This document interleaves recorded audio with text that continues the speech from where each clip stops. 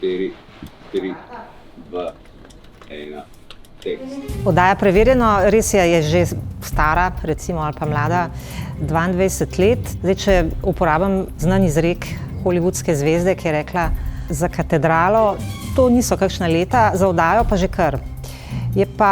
Se mi zdi, da formo oziroma željo po delu ohranjamo s tem, da smo vsi prepričani, da je najboljša oddaja še vedno pred nami.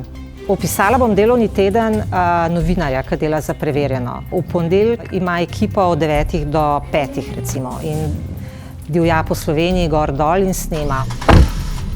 V torek podobno, v sredo pregledujem material, popisuje, v četrtek naredi slikovno podobo, v petek montira, vmes se že dogovarjamo za novo zgodbo, ki bo raziskovalna, ki bo pomembna, ki bo zanimiva, ki bo pritegnila gledalce, in v ponedeljek gre spet na teren in tako naprej in tako naprej.